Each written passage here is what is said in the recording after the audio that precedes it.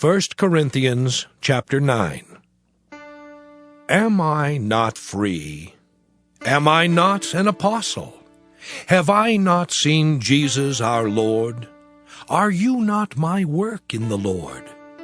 If I am not an apostle to others, at least I am to you, for you are the seal of my apostleship in the Lord. This is my defense to those who would examine me. Do we not have the right to our food and drink? Do we not have the right to be accompanied by a believing wife, as do the other apostles and the brothers of the Lord and Cephas? Or is it only Barnabas and I who have no right to refrain from working for a living? Who at any time pays the expenses for doing military service? Who plants a vineyard and does not eat any of its fruit? Or who tends a flock and does not get any of its milk? Do I say this on human authority? Does not the law also say the same? For it is written in the law of Moses, "You shall not muzzle an ox while it is treading out the grain." Is it for oxen that God is concerned, or does he not speak entirely for our sake? It was indeed written for our sake, for whoever plows should plow in hope, and whoever threshes should thresh in hope of a share in the crop. If we have sown spiritual good among you, is it too much if we reap your material benefits?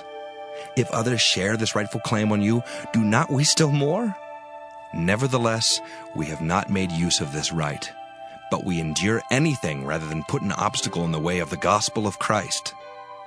Do you not know that those who are employed in the temple service get their food from the temple, and those who serve at the altar share in what is sacrificed on the altar? In the same way, the Lord commanded that those who proclaim the gospel should get their living by the gospel. But I have made no use of any of these rights, nor am I writing this so that they may be applied in my case.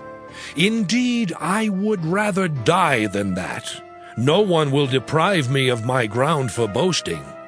If I proclaim the gospel, this gives me no ground for boasting, for an obligation is laid on me, and woe to me if I do not proclaim the gospel.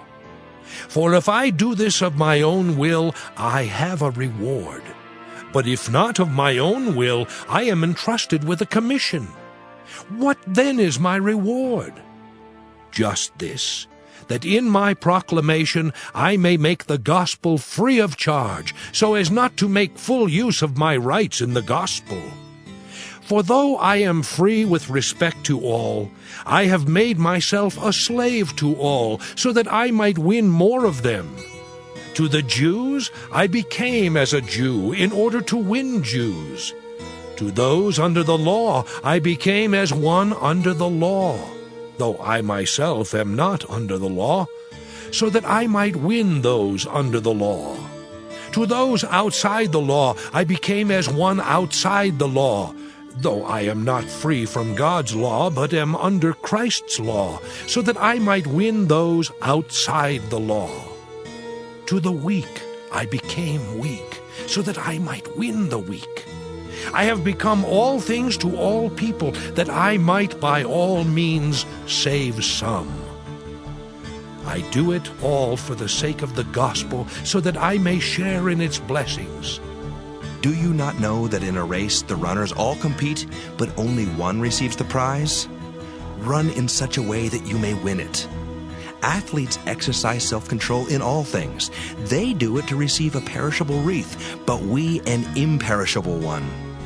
So I do not run aimlessly, nor do I box as though beating the air, but I punish my body and enslave it, so that after proclaiming to others, I myself should not be disqualified.